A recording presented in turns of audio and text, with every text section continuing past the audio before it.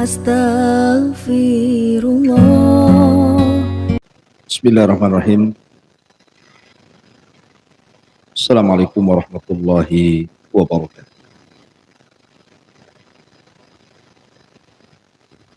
Alhamdulillah wassalatu wassalamu ala Rasulillah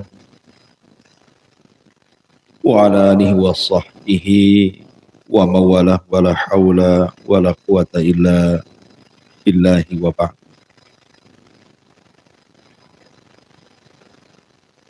Alhamdulillah di pagi hari ini kita bisa melanjutkan kajian kita masih membahas tafsir Al-Quranul Karim, dan kita masuk pada surah An-Nas. Akan tetapi Suratun Nas ini sangat erat kaitannya dengan surat sebelumnya, Suratul Falaq. Sehingga dua surat ini para ulama menyebutnya dengan mu'awwidhataini, dua surat perlindungan. Sehingga kalau kita membahas tentang keutamaan Suratun Nas, selalu diikutkan dengan Suratul Falaq. Dan Nabi SAW selalu membaca dua surat ini, terutama apabila Nabi SAW sebelum tidur mengajarkan kepada kita untuk membaca dua surat ini. Dan itu berdasarkan hadis Aisyah Ummul Mukminin radhiyallahu anha, kana idza awa ila firashihi kulla lailatin. Nabi itu kalau menuju pembaringannya, dan itu setiap malam, jama'a kaffaihi thumma nafatha fihima faqara'a fihima qul huwallahu ahad wa qul a'udzu birabbil falaq wa qul a'udzu birabbin nas. Jadi Nabi SAW kemudian merapatkan kedua telapak tangannya, kemudian meniupnya, kemudian membaca qul huwallahu ahad, qul a'udzu birabbil falaq, qul a'udzu birabbin nas, thumma yamsahu bihi ma mastata'a min jasad. Maka Rasul mengusap seluruh jasad. Dan itu dilakukan salasa marrat, 3 kali. Untuk apa gunanya? Nanti kita akan jelaskan faedah. Kemudian juga Nabi SAW memerintahkan Uqbah ibn Amir, seorang sahabat, untuk membaca dua surat ini selesai sholat. Qul a'udzu birabbil falaq dan qul a'udzu birabbin nas. Kemudian juga Nabi SAW memerintahkan kita dalam zikrul masa'i was sabah, zikir petang dan pagi atau pagi dan petang, itu membaca dua surat ini, qul a'udzu birabbin nas dan qul a'udzu birabbil falaq. Bahkan Abi Sa'id Al-Khudri radhiyallahu an menceritakan Nabi SAW selalu membaca surat ini untuk menghindari penyakit ain yang ditimbulkan dari jin dan juga manusia. Artinya bahwa Nabi Shallallahu Alaihi Wasallam selalu membaca dan menggandingkan dua surat ini, Qul a'udzu birabbin nas dan Qul a'udzu birabbil falaq. Makanya sekali lagi ulama menyebutnya muawwidhataini, dua surat perlindungan, dan banyak keutamaan lain. Ma'asyiral muslimin yang dimuliakan Allah Subhanahu wa taala,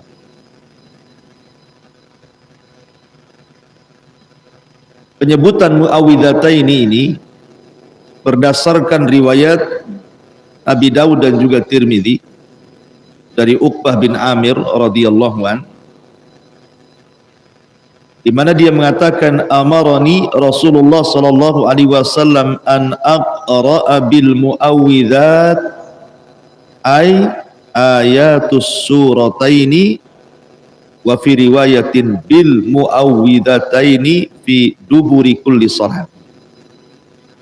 Rasul memerintahkan kepadaku untuk membaca ayat-ayat perlindungan dalam riwayat muawwidhataini. Jadi Rasul yang menyebutnya bahwa suratul Nas dan suratul Falaq itu memang dua surat perlindungan. Perlindungan dari apa? Nanti kita jelas.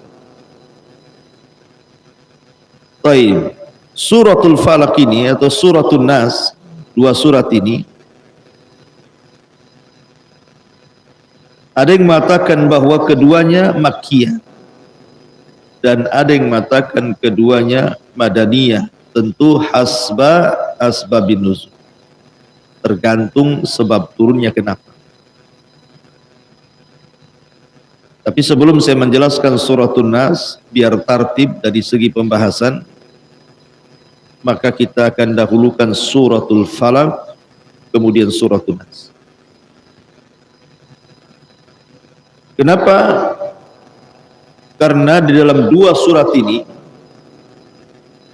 Allah Subhanahu wa taala hendak menjelaskan kepada kita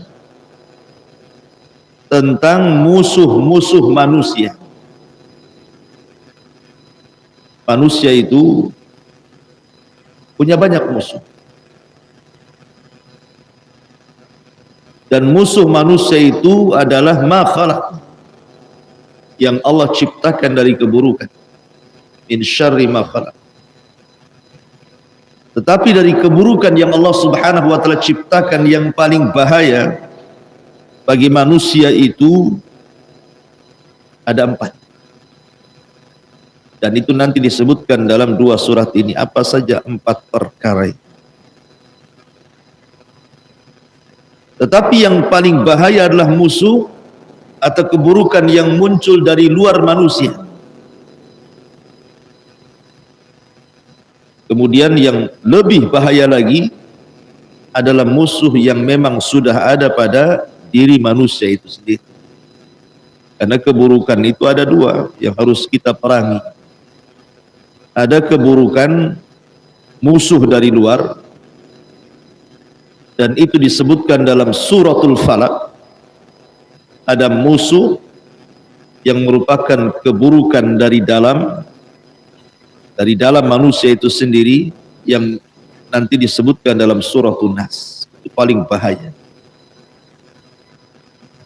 Kalau kita menundukkan 4 keburukan ini, kejahatan ini, dan kita bisa melawannya, maka kita telah melindungi diri dari semua keburukan yang lainnya.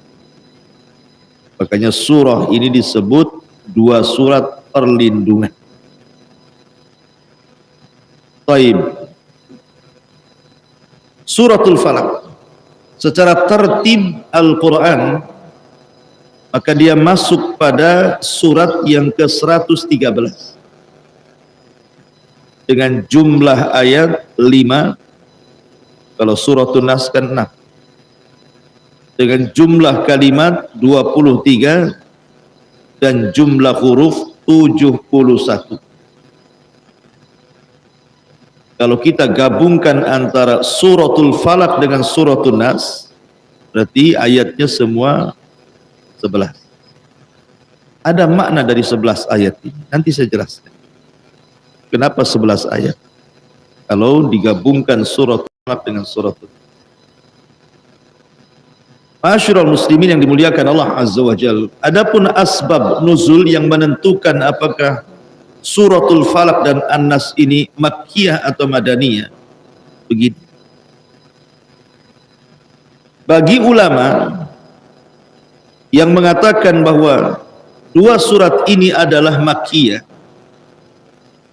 karena dua surat ini turun setelah surah Al-Fil dan surah Quraisy, dan dua surat ini turun sebelum hijrah. Adapun suratul Fil ma'ruf, alam tara kaifa fa'ala rabbuka bi ashabil fil alam yaj'al kaidahum fi tadlil wa arsala alaihim tayran ababil tarmihim bihijaratin min sijil faja'alahum ka'asfim ma'kul. Menceritakan tentang Ashabul Fil, pasukan gajah yang dipimpin Abrahatul Asra. Kemudian dalam surat Al-Quraisy setelah Fil kan turun surah Quraisy, karena peristiwa Ashabul Fil itu untuk li'ila fi Quraisyin ila fihim rihlatas syita'i was-sayf. Baru di ujung ayat Allah mengatakan falyabudu rabb hadzal bait alladzi at'amahum min ju'i wa amanahum min khauf. Ya, dengan peristiwa Ashabul Fil, dihancurkannya Abrahatul Asram, maka Allah berikan keamanan kepada penduduk Quraisy sehingga mereka berjalan ke sana kemari tidak ada yang mengganggu. Wa amanahum min khauf. Dan mereka diberikan rizki dengan sebab itu. Karena mereka bisa berniaga ke Syam aman, bisa berniaga ke Yaman aman, sehingga pulang membawa rizki makanan yang banyak. Alladzi at'amahum min ju', sehingga rasa lapar mereka bisa tercukupi. Baru kemudian Allah mengatakan qul a'udzu birabbil falaq. Surat yang ketiga, seolah-olah Allah ingin mengatakan, siapa yang memberikan keamanan kepada kalian? Siapa yang memberikan rizki kepada kalian? Qul, katakan ya Muhammad, yang memberikan itu semua adalah Rabbul Falaq. Seperti itu tertib.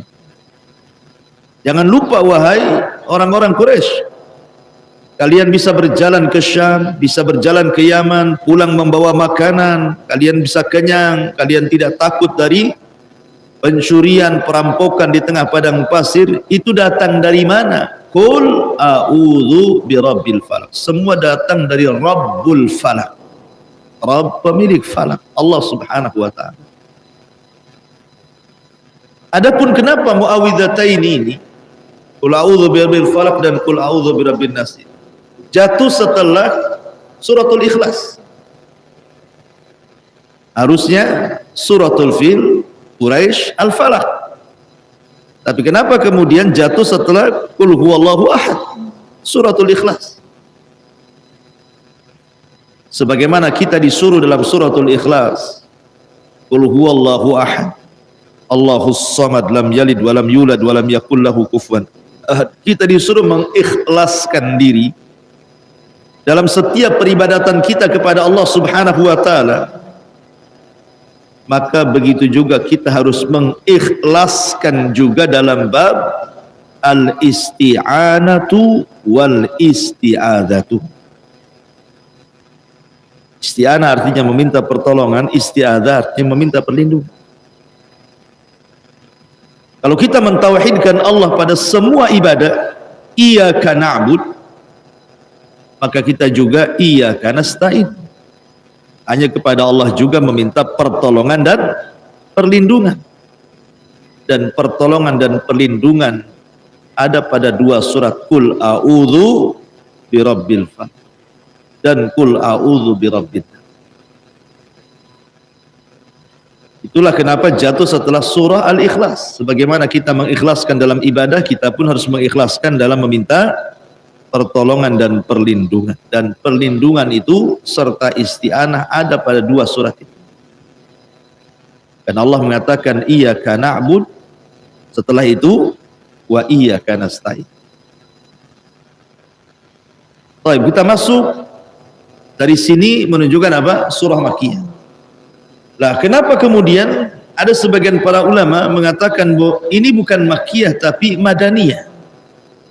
Bukan surah Makkiyah artinya turun sebelum hijrah, tapi ini turun setelah hijrah. Karena melihat asbab nuzul yang lain. Di mana asbab nuzul yang lain ini sebabnya karena tersihirnya Nabi. Dan peristiwa tersihirnya Nabi bukan di Mekah, tetapi di Madinah. Ada seorang Yahudi namanya Labid ibn Aqsam dari kabilah Bani Zuraik. Labid ibn Aqsam dari kabilah Bani Zuraik ini, itu satu keluarga tukang sihir. Satu keluarga. Dia tukang sihir, ya anak-anaknya tukang sihir gitu ya. Memang keluarga sihir. Labid ibn Aqsam dari Bani Zuraik. Kita tahu bahwa permusuhan orang-orang Yahudi di Madinah kepada Rasul itu luar biasa. Dan kita tahu bahwa yang mempelajari sihir yang pertama kali siapa? Yahudi. Wattaba'u ma tatlu syayatin ala mulki Sulaiman wa ma kafara Sulaiman walakinna syayatina kafaru yu'allimuna an-nasa sihra wa ma yu'allimani min ahadin ila akhiril ayat. Dahulu di zaman Harut dan Marut, ketika berhasil mengambil kotak yang disimpan oleh Sulaiman di bawah singgasananya dan isinya adalah buku-buku sihir yang dirampas Nabi Allah Sulaiman dari tukang-tukang sihir itu, diambil oleh Harut dan Marut. Tentu karena hasutan syaitan, kemudian dipelajari. Tapi Harut dan Marut mengatakan siapa yang ingin mempelajari sihir jangan kufur. Maka banyak orang-orang Yahudi akhirnya mempelajari sihir kepada Harut dan Marut. Dari sini menunjukkan bahwa yang gemar mempelajari sihir itu orang Yahudi. Dan yang paling kencang sihir itu sihirnya Yahudi. Lah, Yahudi Madinah ini berusaha menyihir Rasul, tapi tidak mempan. Kenapa? Karena Nabi SAW selalu dijaga oleh Allah Subhanahu wa taala. Wallahu ya'simuka minan nas. Dan Allah menjaga kamu dari manusia. Wa sayakfikahumullah, dan Allah akan memberikan kecukupan kepadamu. Akhirnya karena mereka selalu meleset sihirnya, mulailah mereka mendatangi Labid ibn Aqsam, orang Arab tetapi walanya kepada Yahudi karena hidup di kampung Yahudi. Kampung Yahudi itu kan banyak di Madinah kala itu. Yang paling besar tentu 3 kabilah, Bani Nadir, Bani Quraidah, dan Bani Unaiqah. Tapi yang kecil-kecil banyak. Karena Yahudi itu kan yang di Madinah ada asal orang Arab, karena banyak interaksi Yahudi dengan Yahudi akhirnya masuk Yahudi. Seperti Labid bin Aqsam ini. Ada yang memang orang Yahudi yang datang dari luar, seperti kabilah tadi yang saya sebutkan, Bani Unaiqah, Bani Nadir. Kemudian Bani Quraidah ini kan Yahudi-Yahudi dari Yerusalem yang kemudian hijrah ke Madinah. Karena beratus-ratus tahun mereka berinteraksi dengan orang Arab, banyak orang Arab jadi Yahudi. Nah, salah satunya Labid ibn Aqsam. Mereka datang kepada Labid bin Aqsam karena terkenal sihirnya hebat, untuk menyihir Nabi SAW dengan imbalan yang besar. Mereka merasa dihinakan oleh Rasulullah SAW karena kesalahan mereka sendiri membuang perjanjian. Maka mulailah kemudian Labid ibn Aqsam memerintahkan keluarganya untuk mencuri bukhul, karena sihir yang paling jahat itu kalau sudah menggunakan bukhul. Dan bukhulnya diambil dari sisir Rasul dan rambut dari rambut Rasul yang terlilit di sisi Rasul. Dan jumlah rambut yang terlilit itu 11 rambut. dan itu akan berhadapan dengan 11 ayat. Katakan tadi ada faedah kenapa jadi 11 ayat. Qul a'udzu birabbil falaq 5 ayat, qul a'udzu birabbin nas 6 ayat. Kalau digabungkan 11 ayat menghadapi 11 helai rambut Rasul yang dijadikan puhul untuk menyihir Rasul. Berhasil mereka mengambil sisi Rasul yang terlilit rambut-rambut Rasul di sini. Dengan buhul inilah mereka menyihir Rasul. Kemudian mereka meletakkan buhul itu di sebuah sumur namanya Ranunah. Ada sumur Ranunah. Disitulah kemudian Labid ibn Asam dan keluarganya menyihir Rasul dan meletakkan buhulnya di situ, di sumur Ranunah itu. Subhanallah. Tentu tidak lepas dari qada wal qadar. Nabi SAW tersihir oleh keluarga Labid bin Asam.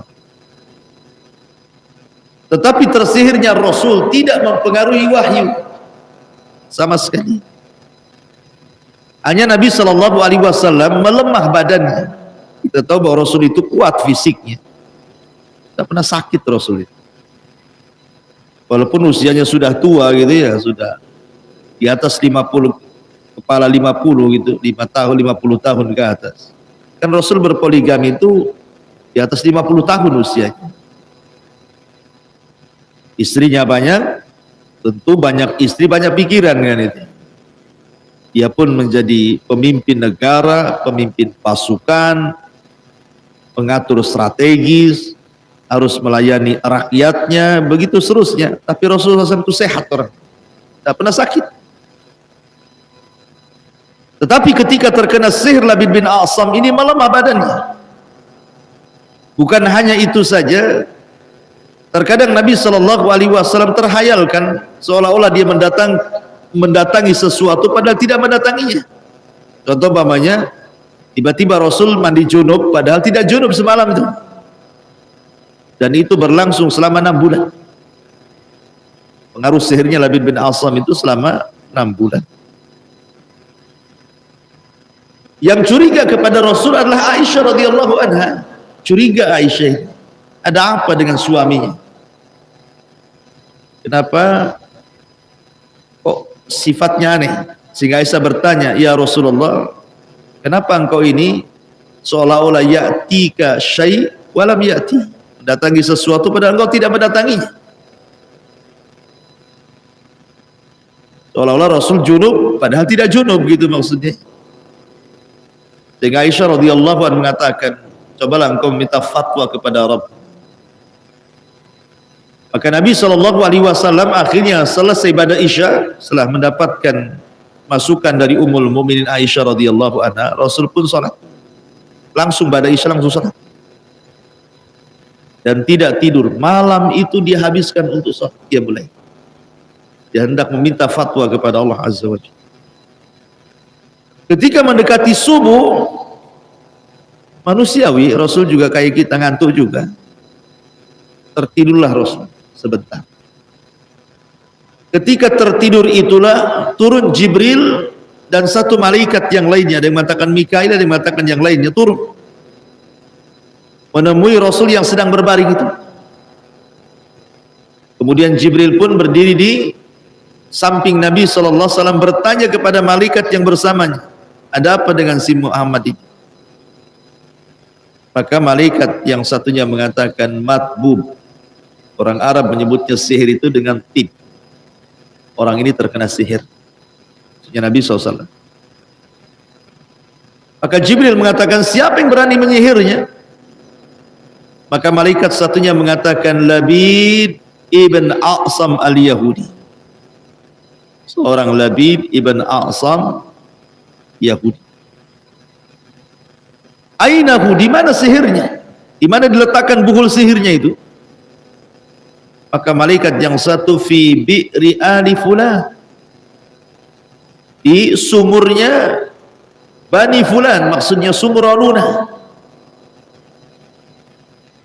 Kemudian malaikat ini mendatangi sumur tersebut dan betul di situ ada bukhulnya. Kemudian meruqyah Nabi SAW dengan menurunkan 2 surat perlindungan.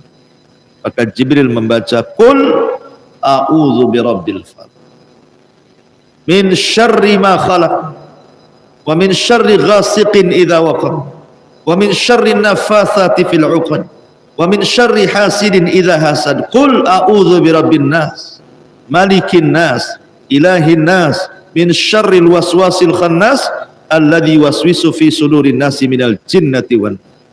Hilanglah sihir Rasul. Setiap Jibril membaca 1 ayat Qul a'udzu birabbil falaq, rontoklah 1 buhur. 2 ayat 2 buhul, 3 ayat 3 buhul, sampai ketika 11 ayat Jibril baca, rontoklah 11 buhul yang bersumber dari 11 rambut Rasul yang terlilit di sisir Nabi SAW. Maka terlepaslah sihir dari jasad Rasul.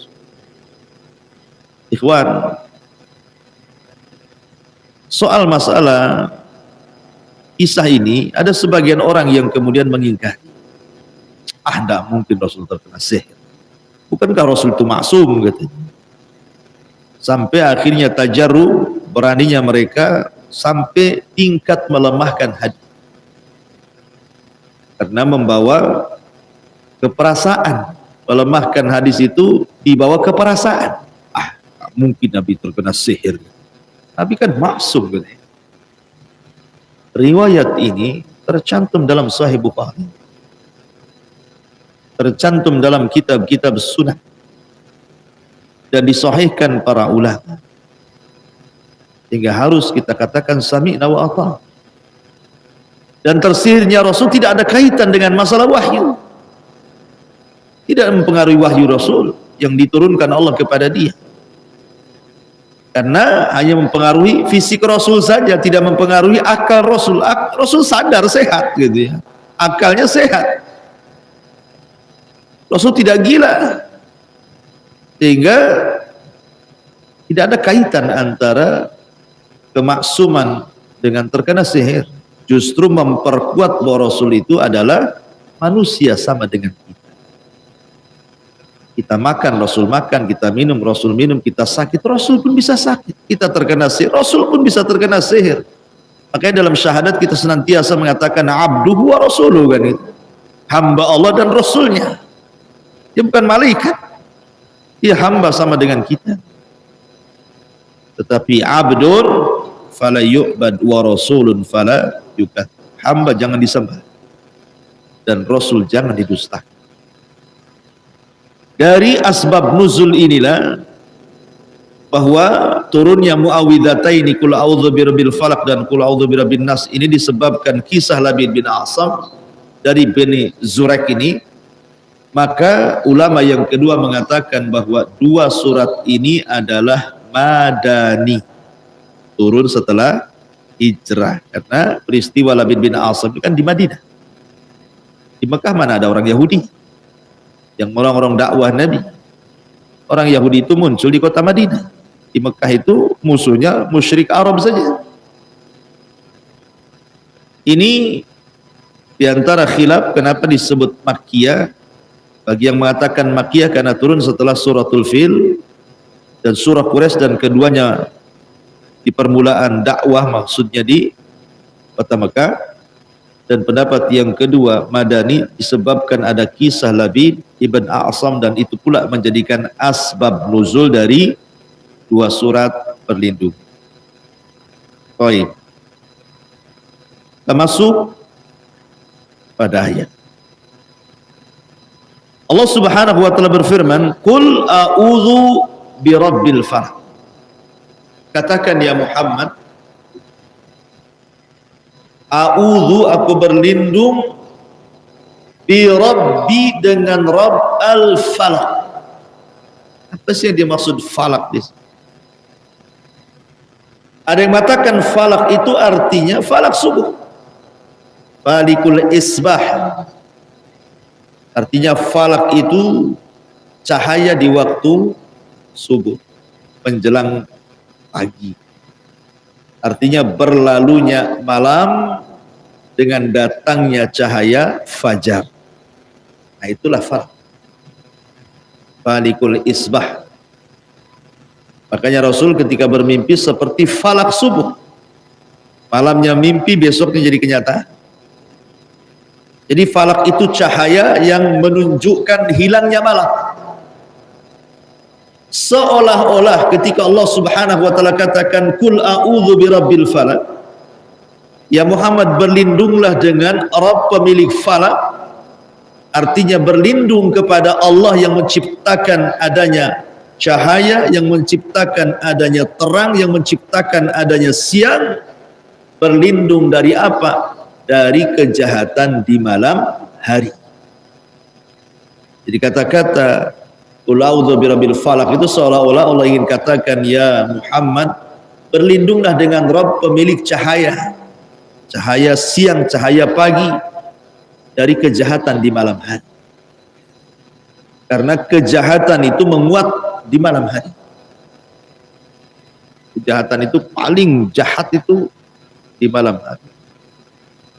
Nanti saya jelaskan kenapa malam hari menjadi sarang kejahatan.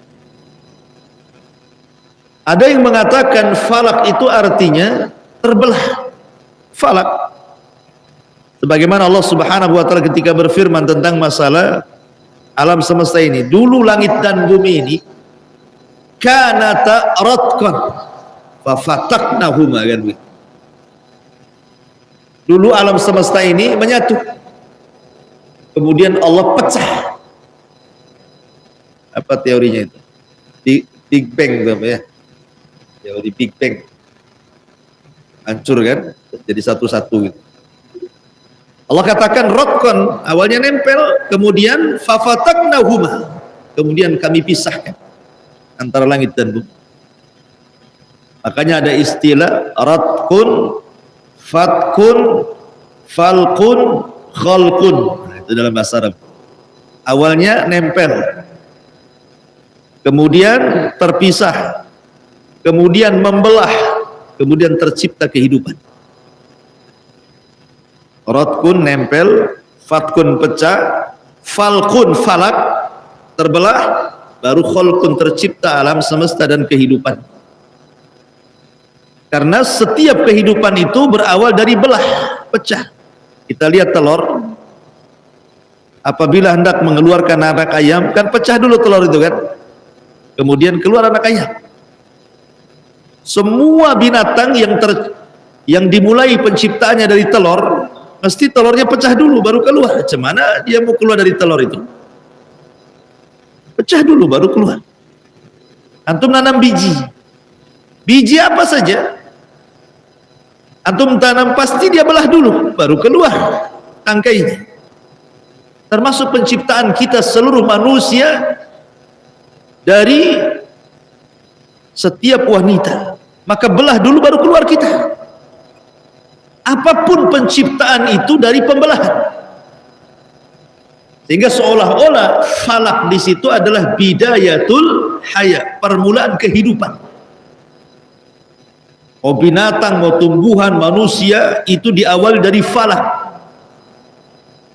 Jadi falak itu seolah-olah apa? Bidayatul haya, permulaan kehidupan. Qul a'udzu birabbil falak, artinya katakan ya Muhammad, dengan Rabb yang memulai kehidupan manusia, memulai kehidupan tumbuh-tumbuhan, binatang, dan segala sesuatu, termasuk langit dan bumi juga asalnya nempel kemudian pecah, kan begitu. Itulah makna lebih umum daripada makna falak subuh. Seolah-olah Allah ingin katakan bahwa Allah itu Rabbul Falak, Rabb semua makhluk. Makhluk apa saja. Tapi yang namanya makhluk Allah itu ada yang baik, ada yang tidak baik. Tidak semua baik gitu ya, yang Allah ciptakan itu. Ada yang baik, ada yang tidak baik. Makanan, ada yang bisa makan, ada yang bisa kita makan, ada yang tidak bisa kita makan. Antum makan lalapan, tidak semua daun antum makan kan? Masa antum makan daun nangka kayak kambing juga? Ada daun kalau antum makan beracun, mati antum. Jadi ada ya, daun yang bisa dimakan. Daun pintu jelas tidak bisa dimakan. Artinya bahwa ada sesuatu yang bisa kita makan, ada yang tidak bisa kita makan. Ada yang bisa kita minum, ada yang tidak bisa kita minum. Yang Allah ciptakan ini. Ada yang beracun, ada yang tidak beracun. Ada yang menyehatkan, ada yang membuat penyakit gitu ya. Artinya ciptaan Allah itu ada yang baik, ada yang buruk. Dan kalau kita cerita yang buruk, dari seluruh keburukan yang paling buruk, di sini dalam suratul Falaq. Dari semua keburukan yang Allah ciptakan itu yang paling buruk, yang harus kita hindari, yang kita akan bahas dalam suratul Falaq. Apa itu? 3. Min syarri ma khalaq. Apa min syarri ma khalaq itu? Dari setiap keburukan yang Allah ciptakan itu. Pertama, ghasiq idza waqab. Yang kedua, an-naffatsati fil uqad. Yang ketiga, hasid idza hasad. Ini 3 perkara dari rincian min syarri ma khalaq, dari keburukan yang Allah ciptakan. Pertama, dari keburukan yang Allah ciptakan yang paling bahaya adalah ghasiq idza waqab. Min syarri ghasiqin idza waqab. Apa itu ghasiq? Ada beberapa penafsiran para ulama, apa itu makna daripada ghasiq. Pertama, ghasiq itu artinya malam. Artinya kita berlindung dari keburukan di malam hari. Karena malam itu menguat keburukan. Beda dengan siang. Perampok rata-rata malam, ya kan? Yang suka nyuri-nyuri rata-rata malam.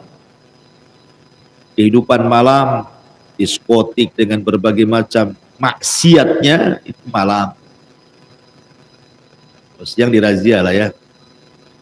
Kemudian apa lagi?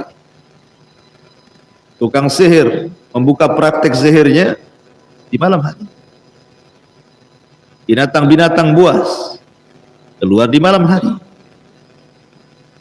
Apapun, termasuk jiwa kita itu untuk mendorong maksiat itu biasanya di malam hari. Pada malam hari jiwa kita ini mendorong untuk maksiat tuh.